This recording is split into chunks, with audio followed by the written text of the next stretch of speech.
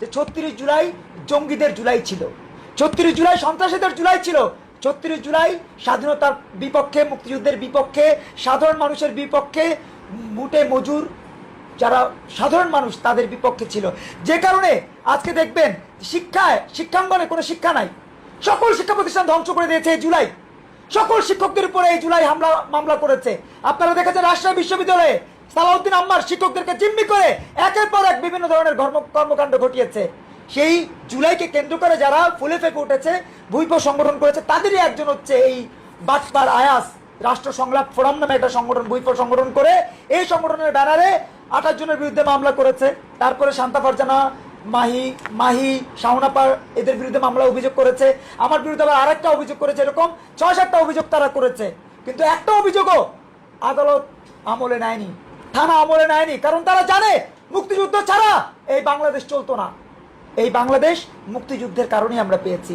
সেই মুক্তিযুদ্ধের বিরোধিতা যারা করছে, সেই মুক্তিযুদ্ধের বিরোধী আয়াসের প্রক্রিয়াগত জায়গা থেকে তারা এই অফিস লুট করতে এসেছিল।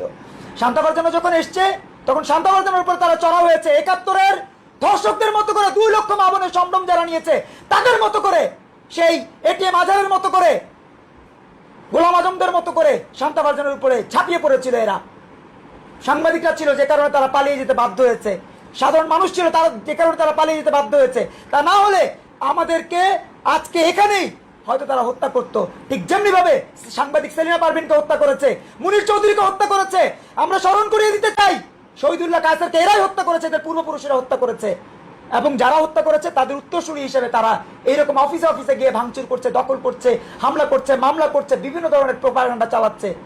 আমরা বলে দিতে চাই, জুলাই যেহেতু সন্ত্রাসীদের, জুলাই যেহেতু মুক্তিযুদ্ধ বিরোধীদের, জুলাই যেহেতু স্বাধীনতা বিরোধীদের, জুলাই যেহেতু এটিএম আজহারদের, জুলাই যেহেতু গোলাম আজমদের, জুলাই যেহেতু লুচ্চা লাফাঙ্গা বাটপার বলাৎকারী এই ডাক্তার শফিকের, জুলাই যেহেতু এই নাহিদ হাসনাতদের মতো যুদ্ধাপরাধীদের সমর্থকদের, সেই জুলাইয়ের বিরুদ্ধে আজকে থেকে আমরা যুদ্ধ ঘোষণা করলাম।